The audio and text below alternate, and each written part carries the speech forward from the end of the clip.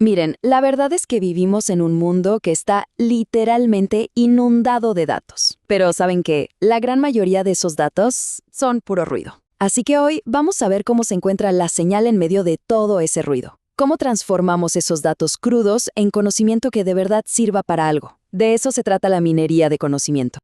Y bueno, esa es la pregunta del millón, ¿cierto?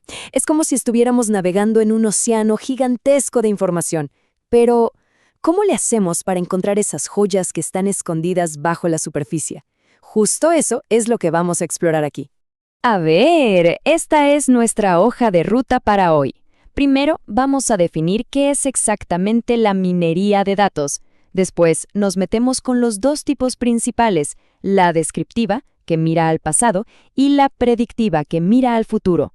Luego, veremos cómo se descubren grupos ocultos en los datos. Y para cerrar, la pregunta clave, ¿cómo sabemos si un patrón que encontramos de verdad vale la pena?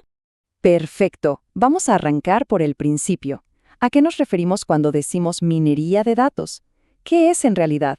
En esencia, piensen en esto como un proceso de descubrimiento, como si fuéramos detectives. No se trata nada más de juntar y juntar datos, sino de interrogarlos, de hacerles las preguntas correctas para que nos cuenten las historias y nos revelen los patrones que no se ven a simple vista.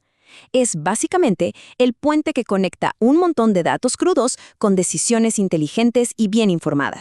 Y aquí es donde todo esto se divide en dos grandes caminos. Por un lado tenemos la minería descriptiva. Esta nos ayuda a entender el pasado, a resumir qué fue lo que ya pasó. Y por el otro lado está la minería predictiva, que como su nombre lo dice, mira hacia el futuro. Usa esos mismos datos para intentar adivinar qué es lo que podría suceder. Ok, vamos a meternos primero con la minería descriptiva. El objetivo aquí es pintar un cuadro súper claro de los datos que ya tenemos. Imaginen a un historiador que analiza eventos pasados para poder entender por qué las cosas son como son hoy. Dentro de este arsenal descriptivo, tenemos, tres tareas principales. Una es resumir los datos, o sea, condensar la información. Otra es la minería de patrones frecuentes, para ver qué cosas pasan juntas una y otra vez. Y finalmente, descubrir asociaciones y correlaciones, o sea, qué relaciones hay entre esas cosas. A ver, la idea de los patrones frecuentes es súper intuitiva, la verdad. Piénsenlo, si algo pasa una y otra vez en los datos, pues lo más seguro es que sea importante, ¿no? Es como el primer paso para empezar a descubrir comportamientos que no son tan obvios. Y aquí está el ejemplo más clásico de todos, el que todo el mundo usa, la leche y el pan. Suena súper simple, ¿verdad? Pero fíjense, si un supermercado se da cuenta de que la gente casi siempre compra estas dos cosas juntas, puede tomar una decisión tan sencilla como ponerlos cerca.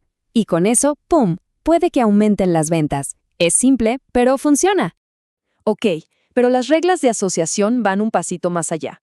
O sea, los patrones frecuentes nos dicen qué cosas se compran juntas. Las reglas de asociación nos dicen qué tan probable es que si compras una cosa, compres la otra. Ya estamos subiendo de nivel en el análisis. Por ejemplo, miren esta regla. Computadora implica webcam. Esto sugiere que si alguien compra una computadora, es probable que también se lleve una cámara web. Pero claro, ahí vemos unos porcentajes. ¿Qué significan exactamente? Aquí está la clave de todo. Primero, el soporte. Ese 1% nos dice qué tan seguido aparece esa combinación en todas las compras. 1% puede sonar a poquito, pero si pensamos en millones de compras, ya es un número importante. Y luego está la confianza, ese 50%. Esto mide la fuerza de la regla. De la gente que compró una computadora, la mitad también se llevó una webcam. Y necesitamos los dos números, porque una regla con muchísima confianza, pero un soporte casi de cero, pues no le sirve de mucho a un negocio. Muy bien, ya vimos cómo entender el pasado.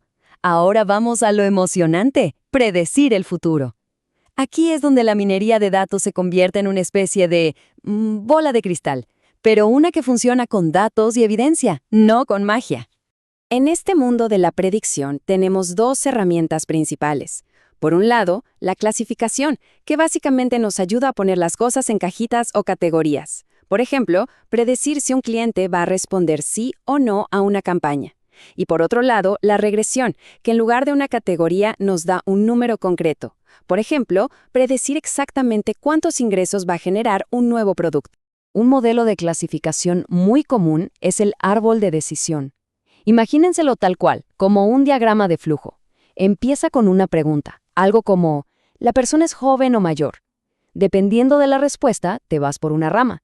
Luego otra pregunta y otra rama, hasta que al final llegas a una predicción. Es una forma súper visual y muy potente de clasificar datos que nunca antes habíamos visto. Ahora, una pregunta interesante. ¿Qué pasa cuando ni siquiera tenemos categorías definidas? O sea, ¿qué pasa si queremos que los propios datos nos digan cómo se deberían agrupar? Bueno, para eso existe algo llamado análisis de clústeres. Y la diferencia con lo que vimos antes es fundamental. Miren, la clasificación es como un estudiante que aprende de ejemplos que un profesor ya le dio, etiquetados. Esto es un perro, esto es un gato. Pero el análisis de clusters es más como un explorador en un planeta desconocido. No tiene mapa. Él mismo tiene que dibujar el mapa desde cero, creando los grupos basándose solo en lo parecidos que son los datos entre sí. El principio detrás de esto es súper simple, pero muy poderoso. La meta es formar grupos donde la gente, o los datos, dentro de un mismo grupo se parezcan muchísimo entre sí, pero que al mismo tiempo sean muy diferentes de la gente de los otros grupos. Es como si formáramos equipos de trabajo de manera natural, juntando a los que tienen perfiles similares. Ok, ya hablamos de cómo encontrar patrones, pero eso nos lleva a la pregunta que quizás es la más importante de todas. Una vez que encontramos algo, ¿cómo sabemos si de verdad es interesante, si de verdad vale la pena? Y es que ese es el gran reto. Un sistema de minería de datos te puede arrojar miles, millones de patrones. El verdadero trabajo, la verdadera inteligencia, está en saber separar el grano de la paja. Encontrar esos patrones que no solo son correctos en papel, sino que de verdad significan algo importante. Entonces, ¿qué es lo que buscamos? Un patrón realmente interesante tiene que cumplir con estas cosas. Primero, que sea fácil de entender para una persona. Segundo, que funcione también con datos nuevos, no solo con los que ya teníamos. Tercero, que sea útil, que se pueda aplicar a algo. Y cuarto, idealmente, que sea algo nuevo, algo que no sabíamos antes. Y para medir si algo es interesante, lo vemos de dos formas. Por un lado, están las medidas objetivas, que son los números fríos y duros, el soporte, la confianza, todas esas estadísticas que ya vimos. Pero por otro lado, están las medidas subjetivas, y estas dependen de nosotros, del contexto humano. ¿Esto que encontramos es inesperado? ¿Va en contra de lo que pensábamos?